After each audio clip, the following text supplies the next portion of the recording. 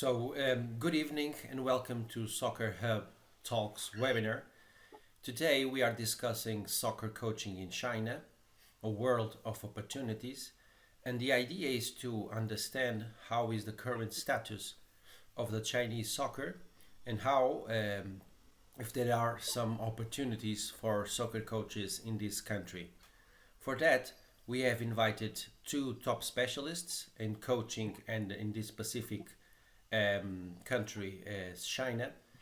So we have invited Paulo Leitão. Paulo Leitão is the current technical director of the Chengdu Football Association in China. He has also a lot of experience in youth academies, mainly in the Sporting Academy in Portugal. We have also invited Joaquim Rolão Preto. Joaquim Rolão Preto currently is the project manager of Figo Football Academy in China, and right now they are launching a brand new project called the Figo Way. Joaquim has a lot of experience in youth academies, in sporting and other clubs, and he has also have been coach of several top European clubs. So before we start, I'd like to understand a bit more what is the day-to-day job of Joaquim and Paulo.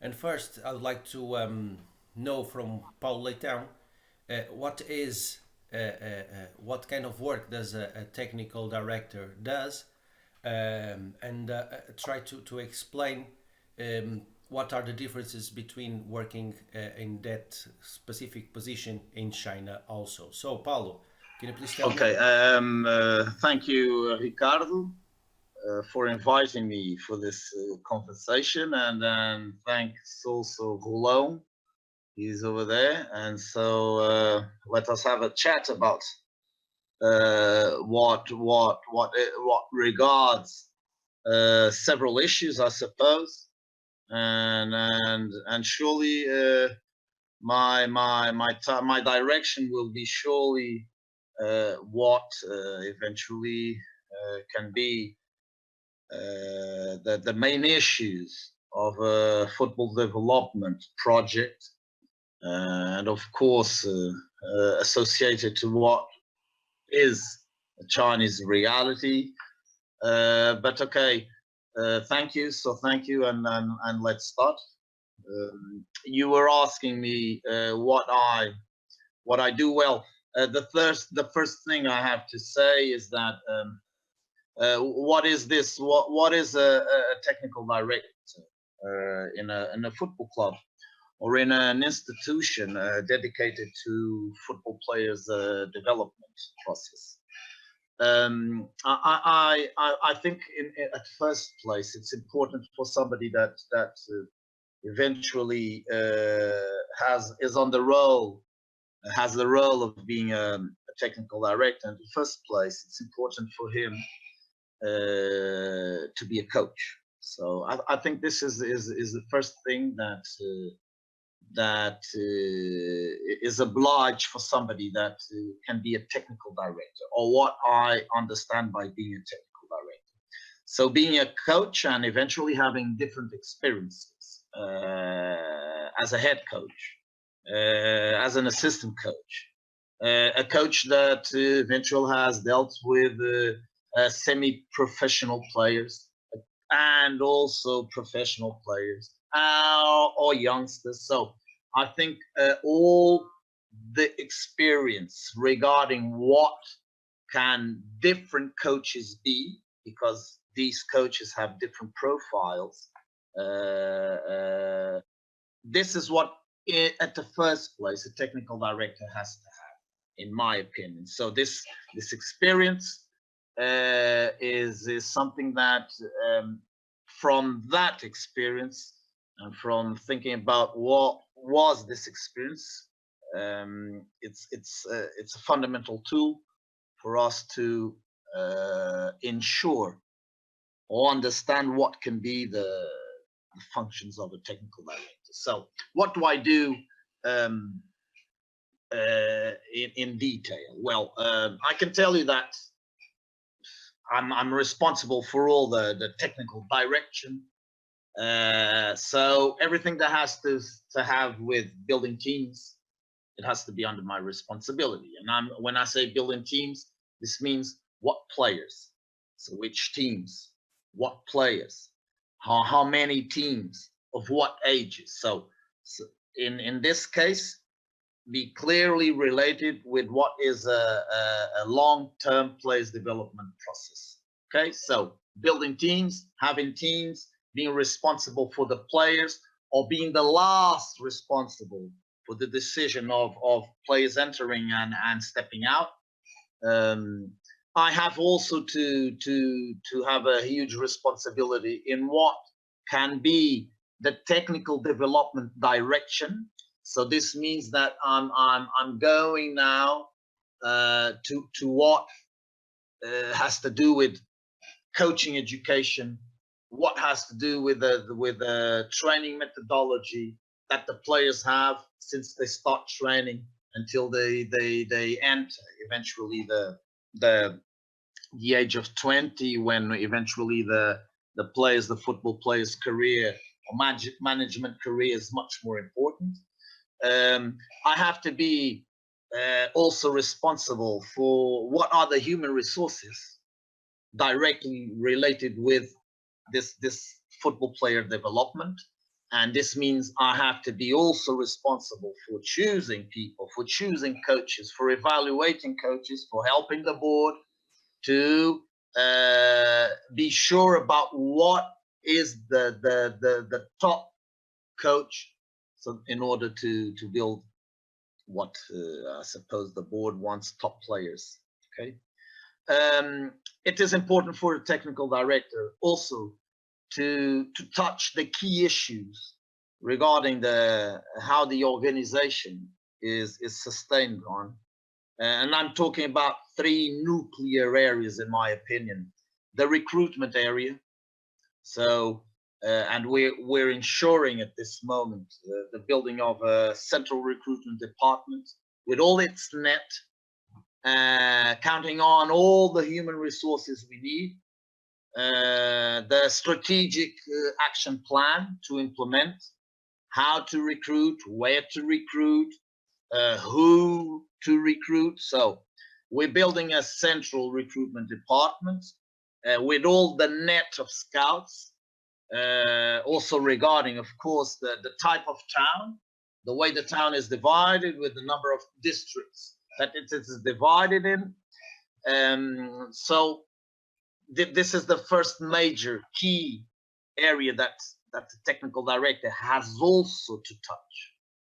Of course, the one that I started by, the coaches. So all that has to do directly with the players, the football players' development. So this is something that has to do with a long-term, like I said, players development project, starting with the under-8s, eventually, okay, going up to the under-20s, and finally entering the last key major area, and I'm talking about what I call the football players' management career.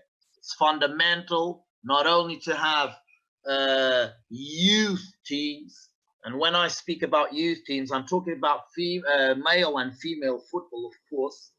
It's fundamental to have a huge net scouting players, because as you might imagine, in China, something that we don't have lack of are people. People is something that we have a lot. I think Rolão also agrees. People, and of course, this third key issue is fundamental: to have a club, a structure that bets on developing players, has to have a place, a space where these players with under 20s can enter, and eventually can have one space, can have two spaces. When I say two spaces, spaces in different competitive levels. So the same as what happens in some countries, and I can nominate mine, even though mine, Portugal, is finishing now this year, because it's starting a new championship, the under-23. But I suppose that having a level with a team in a second league, in a first league, and having a second team in third division, third division, this is the, in my opinion, the right project to finish developing players. And so we're ensuring that, and it has to do also with what I consider a main key issue that has to have also with the technical director and with the. So thank you very much, Paulo, for your intervention and your explanation. Now I'd like to hear from Joaquim Rolão Preto. What have you been doing these last 4 years in China? Just for me and our audience to can understand a bit what kind of work does a project coordinator of the Figo Football Academy are doing right now over there. Yes, hello everybody, hello in general, and also you, Ricardo, and Paulo. Indeed, almost 4 years. It was my work. It was related with a Chinese company, and it was I was invited by Luis Figo to be the coordinator, the technical director, to work in this company, to open different schools inside China. And my mainly job, it was to choose the coaches to go and to work in the different schools. Of course, step by step, I realized that the Chinese company, this private Chinese company, does know nothing about football. And I start organizing all the company, and of course, in the organization process, and a lot of issues related with our way to organize the football, the age, the number of kids, and so on. It was really a very difficult experience in the beginning, especially for the coaches, because the Portuguese coaches have many problems to speak English with the Chinese families. In general, they don't speak English. And step by step, especially in the cities where I was frequently, it was very good, because we start to do a little bit in a different way than Paulo, but of course our way is to go in some protocol schools, to give some football lessons, also in our centers, academic centers, every week, and on the weekend we choose the best kids to play in the, let's say, elite teams. We are talking about kids and girls between 4 years old until 14 years old. It was our age groups. And we really after one year and a half, we have made some important teams that start to playing in important tournaments, not only in China, but also abroad. And it was really a good experience. Anyway, other centers where the Chinese, let's say, the Chinese company, they decide where to go, it was really more difficult. But the main positive conclusions, it was the kids that work with us during 4 years. Now they have a good level.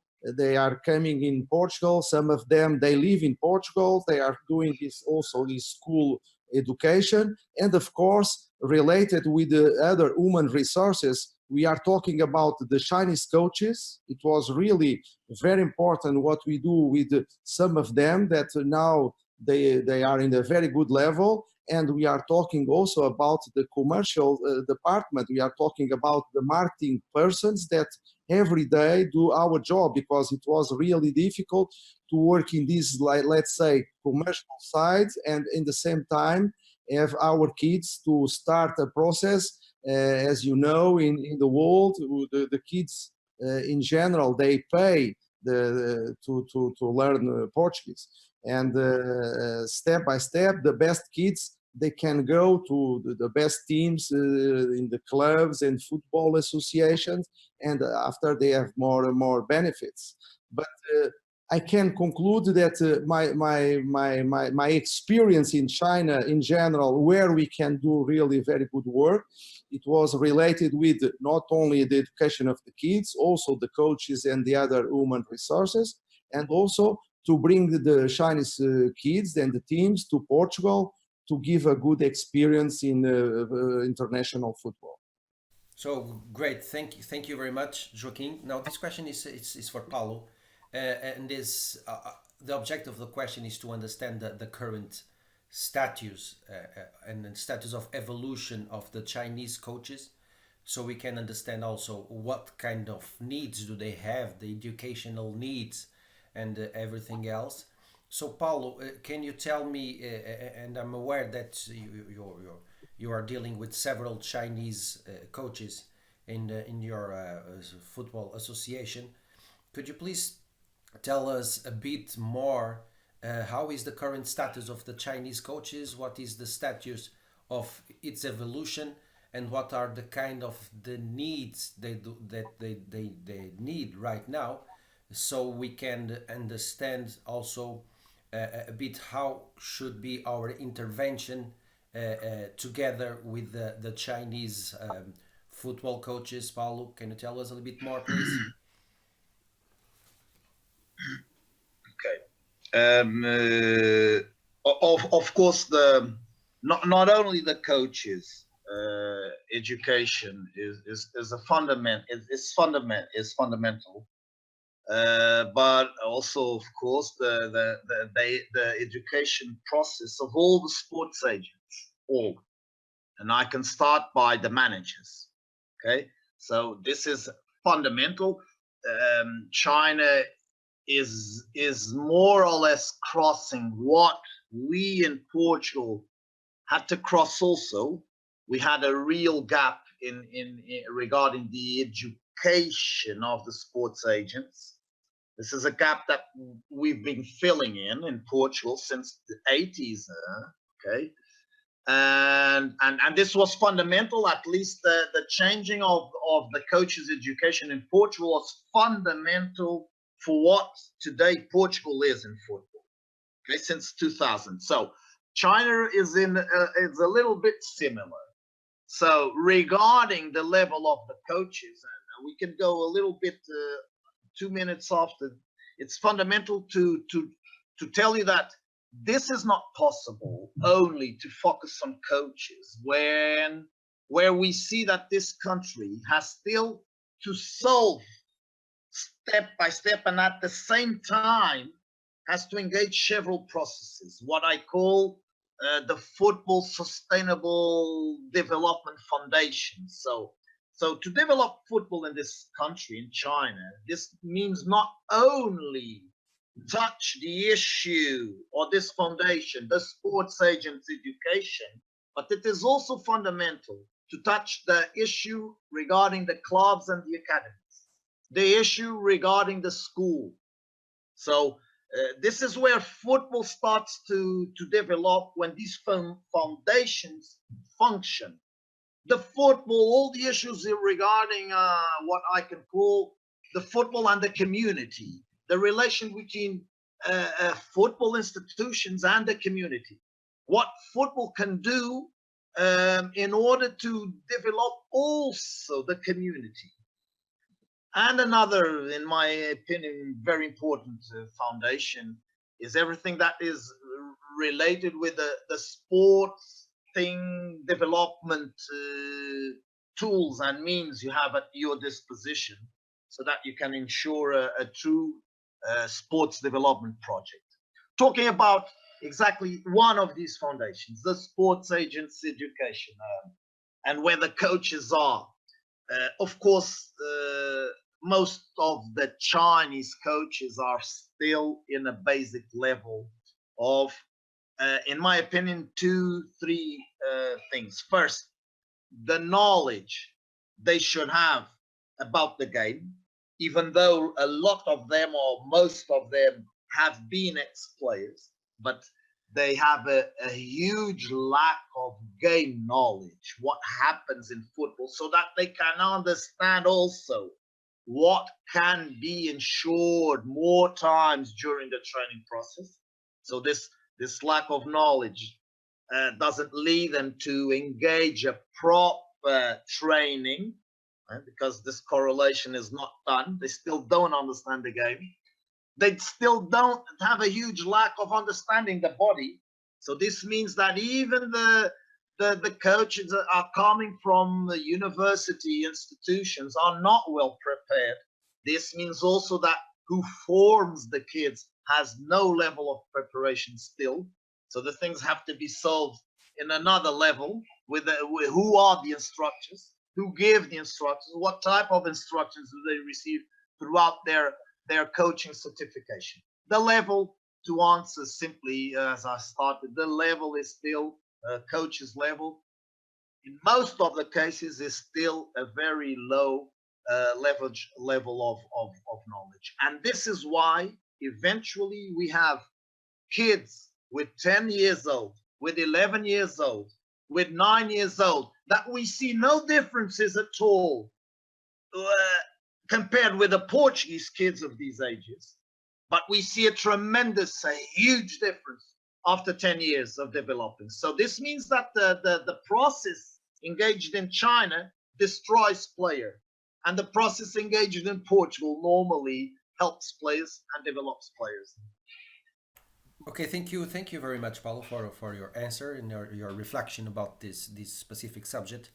Now, from you, Joaquim, I'm aware that the structure of coaching in the Figo football academies in China, you always have one Portuguese head coach, and then you have also the Chinese coaches working together with that Portuguese coach. I'd like to know from you what kind of relationship do the Chinese coaches have with the Portuguese, and what are they learning with themselves, with both Portuguese and both Chinese football coaches. Can you tell me a bit more about this, Joaquim? Yes, of course, our methodology, our system, considering the position of the Portuguese coaches with the assistant coaches, and also consider that many of them are coming from the universities or different places, former players. It was really difficult. Anyway, our plan is that they have to follow the same plan as the head coach, the Portuguese head coach, and we have in our platform all the Portuguese coaches, they have to follow and to show what is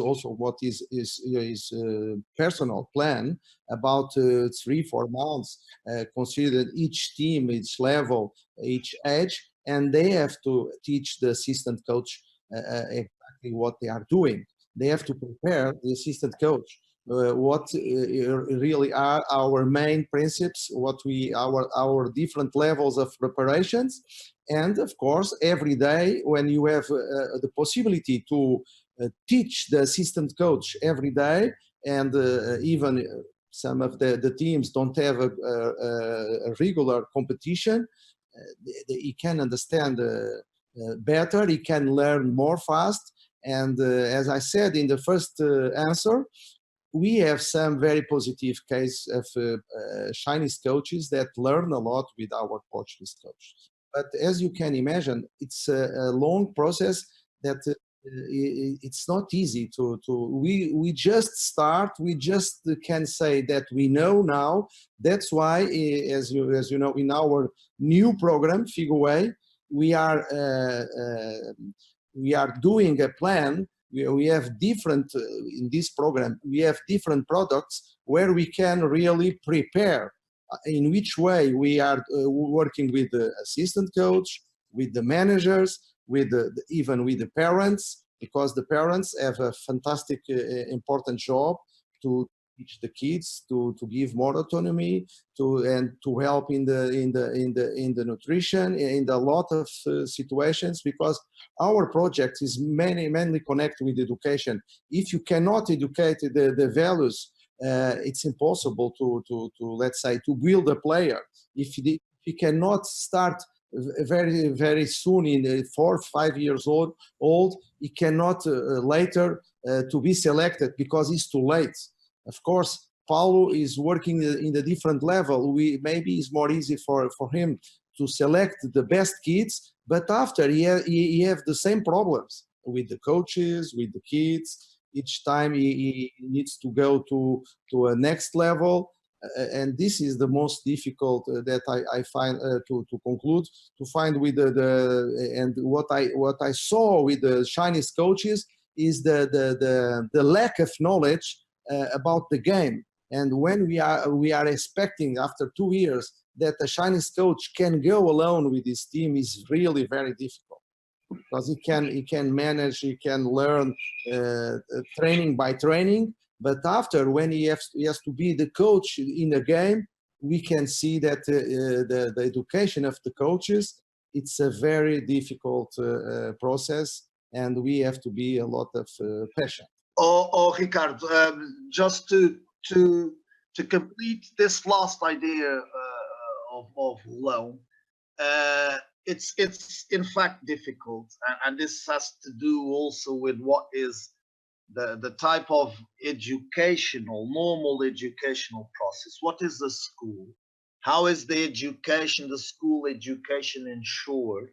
It's completely different from Europe, completely different from anything that we can think still in Europe. So this can't be separated from what is the basis, the educational basis. People are what also the educational basis they have changes them to be, and so this can't be separated.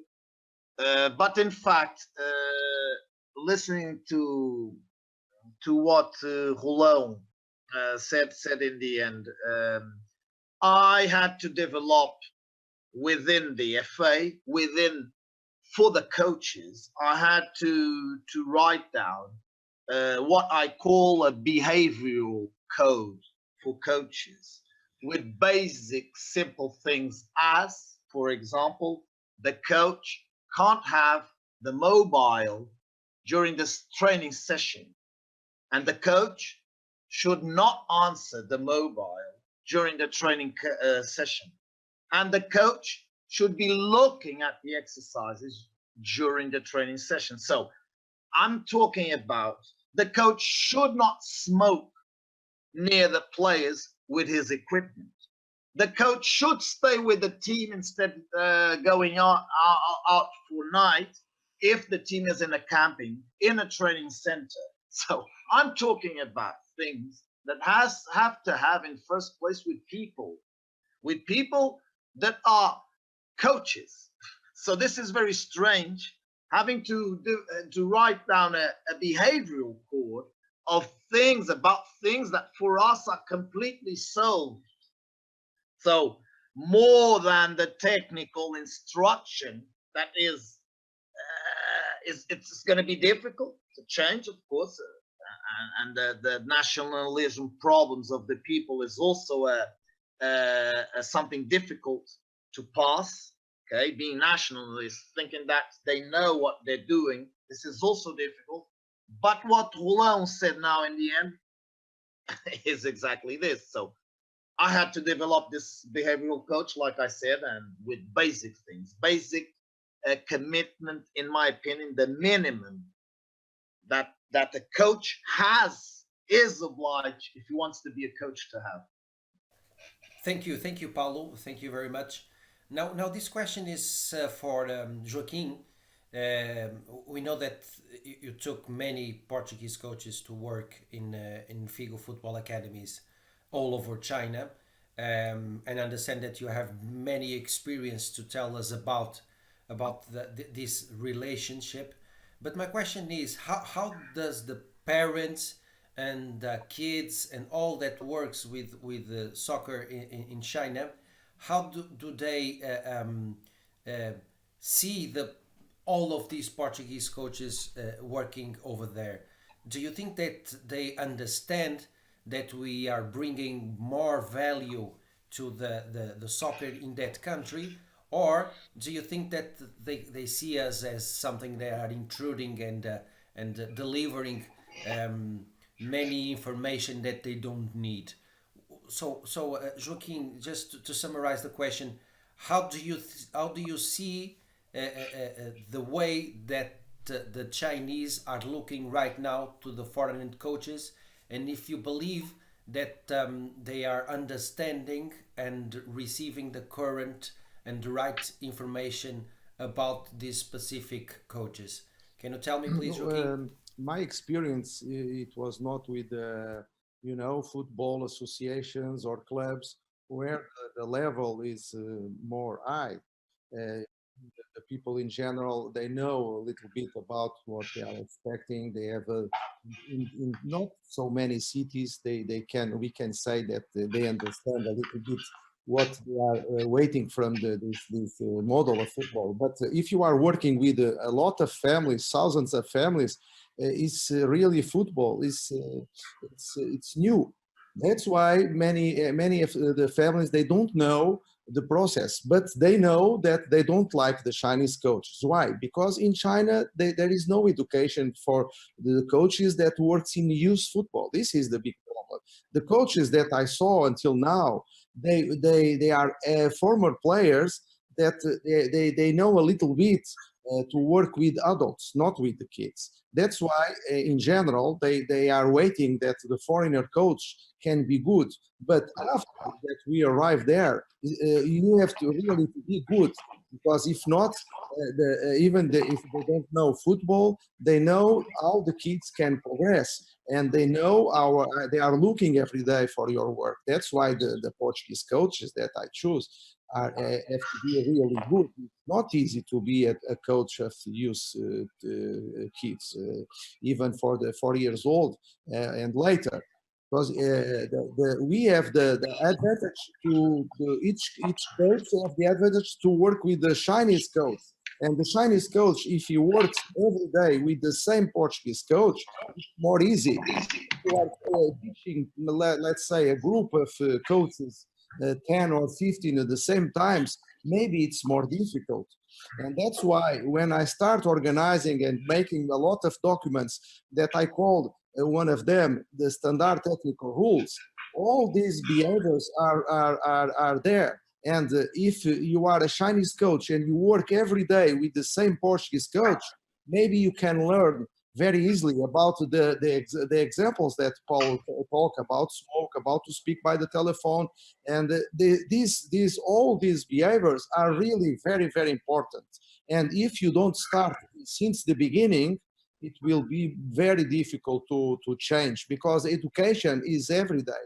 It will change the way as you are, as a coach, as a manager, as a sales, even for the parents. We teach a lot of things. That's why I believe that in general, our work just start now, and our process, it will be really very, very, very long. Okay, thank you, Joaquim. Now, this question is for Paulo.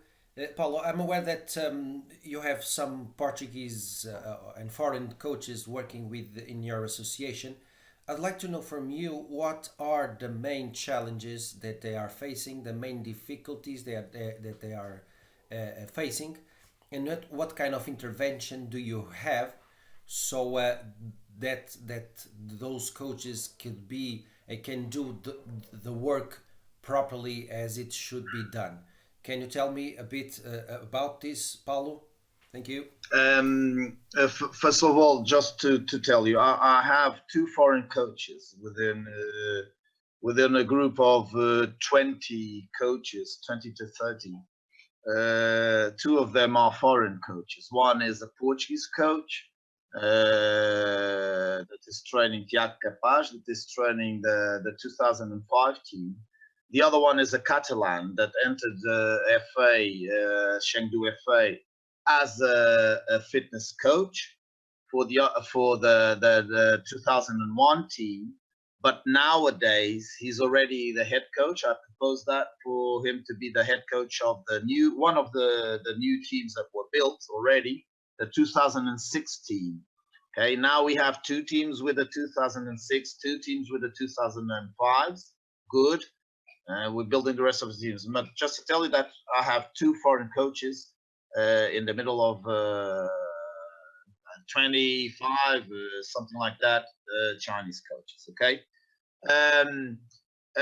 We have to touch one thing, that is, of course, it is fundamental that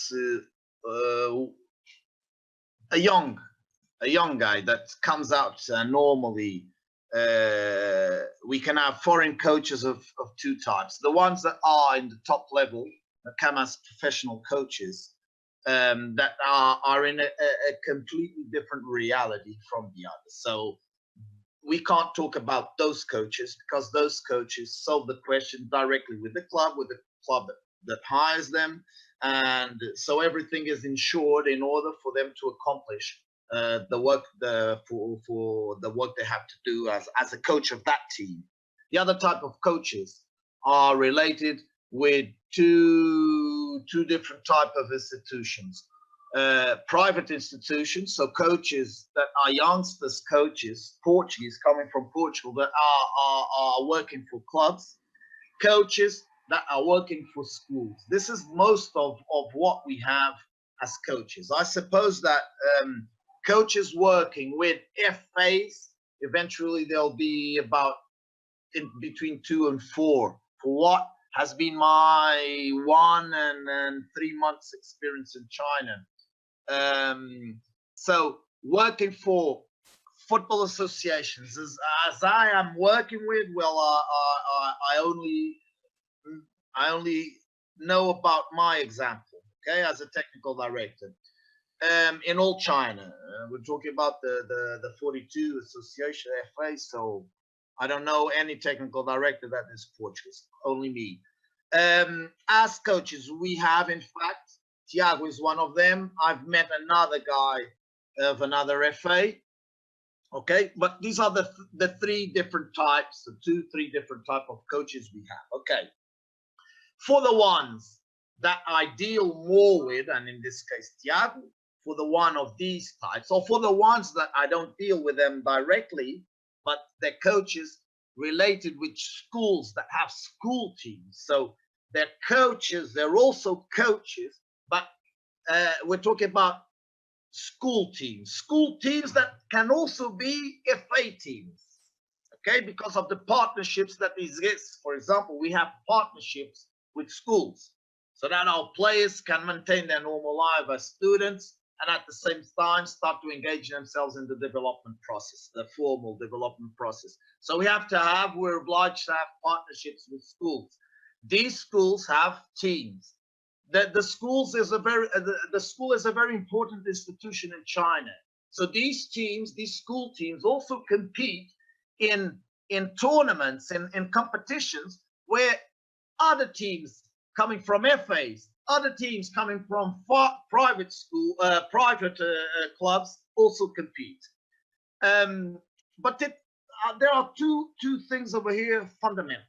For these type of coaches, it is fundamental that the Portuguese structures recognize the working time as an effective working time.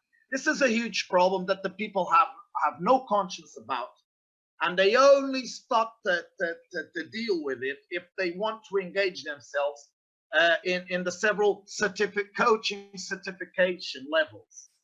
They have serious difficulties to enter the third level or the 4th level in Portugal. Why? Because this time is not counted as a real professional coaching time, and it should be. So this is a question that has to be solved, or else they will cross themselves directly with the question when they want to continue their personal certification development in Portugal, and they won't enter the levels, the coaching courses levels, exactly because this time, this effective work time is not accounted on. Okay, so this is a question that has to be solved. So it is, in fact, like you said, Noé, it has other positive aspects, the growing up aspect, the social, the independence that a kid of 20 years old that is coming from university, 21, 22, has to have in a totally different country, has to have, because he has to learn also about the countries, or should learn also about the country's history, the country's culture.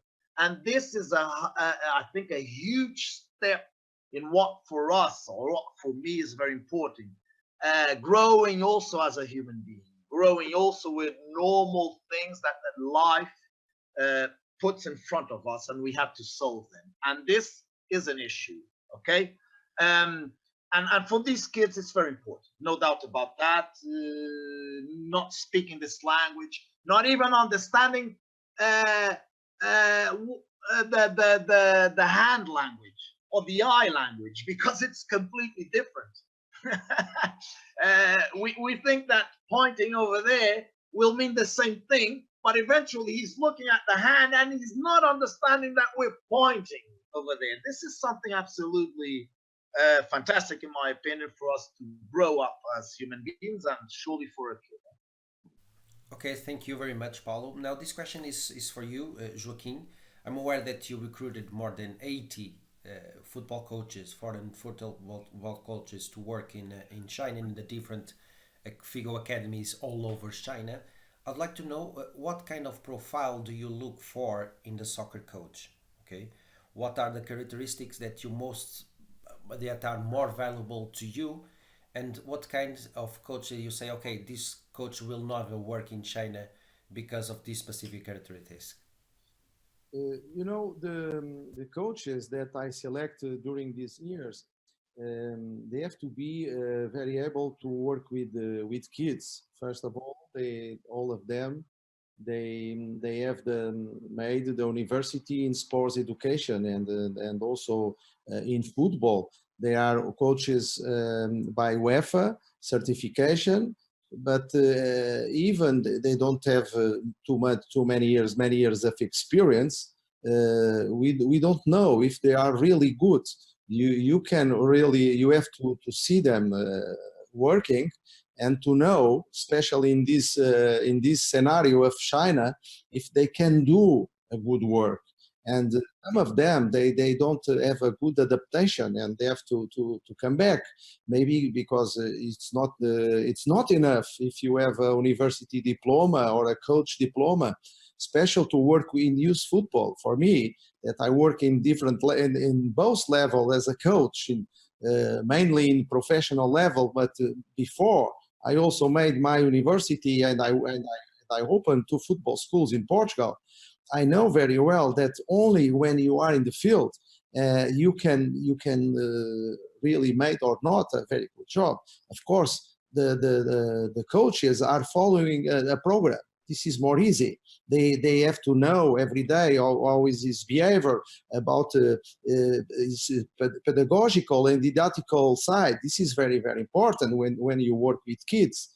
That's why it was really the first important difference between the Portuguese and the Chinese is the funny way as we can teach every day by small games, and not working with analytic exercise, for instance. And in this way, we have very good results, even with kids that don't have so many talents. But when they come to play in Portugal, like I have now some kids, they come in this spring festival, and we can feel immediately that they know after 2-3 years of football, they play very well. They know the principles of the game. They know they really, we can feel immediately that they know to play as a football in a team. Of course, after they cannot make the difference, they don't have the skills to be the best talent, to be maybe later a professional player. in conclusion, we can say that my experience with these two criteria was mainly connected, of course, with the experience, at least 2-3 years working with kids, to have the diplomas in university and both in UEFA certification. Okay, thank you, Joaquim. Now, Paulo, this question is for you. During the conversation, we understood what is the current status of the Chinese coach. We tried to understand what is the profile of the foreigner coach that they were looking for to take to China. Now I'd like to know a bit more about your perspective about the future of soccer in China. And my question is, Paulo, do you imagine that they will still need more and more foreign coaches to help them out on the evolution of soccer? Or do you think that in the future they will be able to work by themselves without this contribution of the foreigner coaches? Paulo, what do you think about this? No, they still need that kind of knowledge to improve. There's no possibility. There's no possibility for Chinese coaches to improve without counting on European help. No chance. What is, in my opinion, fundamental is that everyone that comes to a country, a different country, has also to be committed with what can be that country's development. And that is what not everyone is committed to. So these are spaces where when you cross yourself with basic knowledge, cultural spaces and the basic specific knowledge, I'm talking about football, and this lack of knowledge is not only what is the training process, the development process, but also the organizational issue. Who decides? Who are the decision makers in this country? In this country, the decision makers are clearly related with the governmental decisions. So it's the government that places the people in the decision-making places. Regarding football, the people who decide about football issues can't be, or for what I see, for what are several strategic development lacks, for what I can see, they are not prepared to ensure a proper role. They don't know about what to do regarding the foundations of development football. Okay, so they have still to have the right people deciding things in the organizational issue, what to do. And I'm speaking about something that is related with what I can't understand, and it has not to do with the minimum that somebody should have when we talk about football development. And this is, for example, the lack of competitions, of regular competition. It's unbelievable that people who want to, as the speech of 4 years ago of the president, that are investing a lot in football, have tremendous facilities all over the place for football practice that we don't have in Portugal. It's incredible how they don't ensure strategic, they don't touch strategic development key points that without them there's no development. And the competitions, for example, the regularity and the format of the competitions, the type of competitions, what type of format game, 3v3, 5v5, 7v7, 9v9, whatever, 11v11, is this properly correlated with the stages, with the age stages or not? And nothing of this is ensured. So this means a clear lack of understanding about what has to be done clearly as a tremendous development tool. And of course, competition is one of them. Not only, but competition, ensure competition. Because even if there's huge difference, huge gaps in the development process about what the coaches do, about what the coaches know, there's something that has always to accompany training, competition, at least that, and regular, because no one develops to a top level without competition. Forget it. Forget it. Now we can discuss the type of competition. And of course, the type of competition has to be related with the age. What type of competition? What type of football should they play? With 8s, with 9s, with 10s? These are discussions that are not still ensured in a country that has invested so much in facilities, but not so well in what has to be the human resources, not only the decisions, but the operational ones, level of knowledge. Okay, thank you. Thank you very much, Paulo. I'd like to ask you one more question, Joaquim, and it's almost the same question. How do you imagine the future of the Chinese soccer? Do you think that it will evolve as the Chinese government wants? And if you think that they will keep the investment on the foreigner coaches because they are understanding that, as Paulo said, that there's no way that they will evolve as fast as they want without the help of these Portuguese or European coaches? First of all, depends clearly about what the government wants to do and what strategic plan they have. This is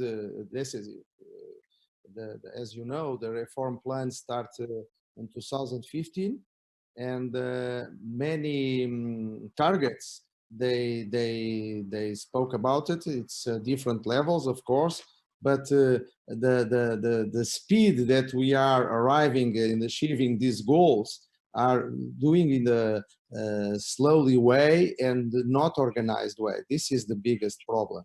And of course, if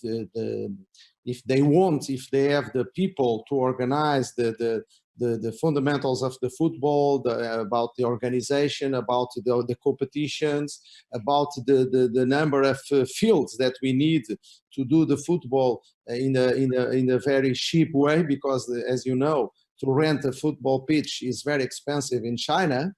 And that's why if we are counting also with the families, many of them, they don't have the possibility to pay big amounts. And of course, if the government can give this passion, this is the passion to play football, and start really with the kids, of course, in the 10 years, we can achieve good results. As you know, in China is a fantastic and so big country.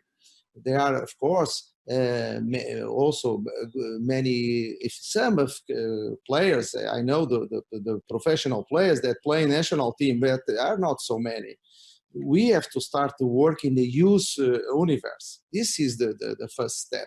After, of course, the Chinese coach, they need really to start to be educated, because they don't have even the target to be a coach. They don't have a career.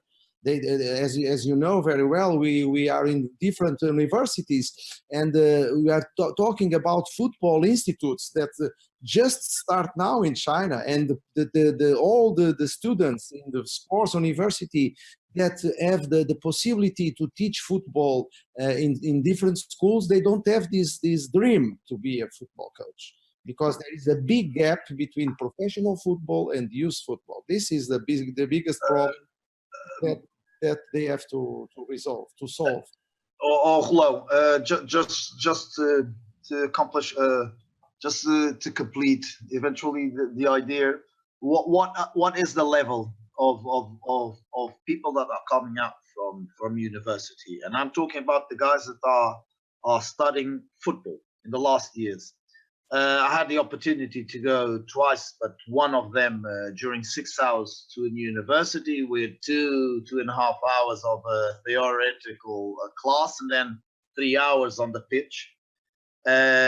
It's incredible. They don't even know the main key points about what is a kid between 12 and 14, the maturational issues. They never heard about that.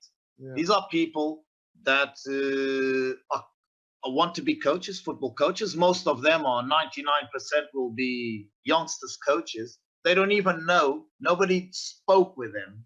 and they're in the last year about something that has to do with the maturation or the growth spurt issues between 12, 14, that is fundamental to evaluate players, to understand what type of kid we have in front of us.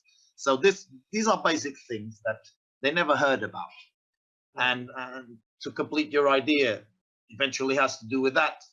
It's the recent time, it's a new time, but they are still not well prepared, and so the people who prepare them don't know. Yes, it will be apparently much more difficult, these projects, to develop the football in China, according all these issues, all these difference between the football culture in China and even other neighbors countries, like 30 years ago when Japan started to organize the football, and also South Korea, that are now in the very in the different level, in the bigger level than China. And of course the participation and the importance of the Portuguese coach and the directors and also the programs have to be really decisive to educate the coaches, but in a very organized way, not only to put the coaches there, because it will be much more difficult for them to understand. The experience that I have after 3 years, some students that arrive from the sports university, some of them they play football in different teams, but they don't know nothing about the game, nothing to work with kids. That's why if they work every day during 3 years with a Portuguese coach, they improve, of course, a lot. But even in this way, is not enough to achieve that they will arrive the same level in 2-3 years. We have to wait much more years, and it will be a very, very long process to have good results in all countries. We can speak about some of cities that I know where the football, the culture of football, when we talk also about the women's, but some of cities, there are only few cities to do this. In general, nobody knows football. The coaches, we are talking about the base of the football, the youth football, this is one of the biggest problems to change in China. After we have... Hello, I don't know if I have 1 minute, because this issue about the coaches, it's true. It's true. It's going to take a long time. It's going to take a long time. I delivered in December a report about all the coaches of FA. So I kept myself 1-2 weeks, evaluated each team, watched all the trainings on the pitch. So listening to what, with my translator, telling me what the coach was telling the players. And so I have a clear notion about what is the medium level of these coaches. And of course, as I told you, it's very, very low. I look at the training organization, the training contents, the way they manage the content, their stance, their intervention. I look at what they do in the beginning or in the end of the training session. There's no correlation with no main content of the main part. I look at the commitment, the commitment issue, and I see some things that, well, as I told you, made me write down a behavioral code. I even look at the question of the relationship, how they engage the leadership, the relationship with the players. They have never thought about these things. The questions about planning, registering the training, they never heard about these things. And what we have to do to engage a correlation between training and the game, look at the game, analyze the game, try to understand what is the attack, that they have never done this. But of course, when I was playing, I wasn't thinking about these things. For somebody to be a coach, somebody has to teach him what are the pedagogical skills, the competences of a coach. And these people have never listened about that. So it will take a long time still. So thank you guys. It's all the time that we have today. Thank you very much for your contribution. I'm sure that all of our audience have understood the opportunities that the Chinese soccer will show to them in the near future. I'd like to thank both to Paulo and Joaquim for the wonderful contribution. I hope that we can meet soon, preferably in China, so we can do some work together regarding the education of all of these soccer coaches. So thank you very much, and see you soon, very soon. Okay, thank you. Bye. Bye bye. Okay, bye bye, Ricardo. Thank you also. Thank you.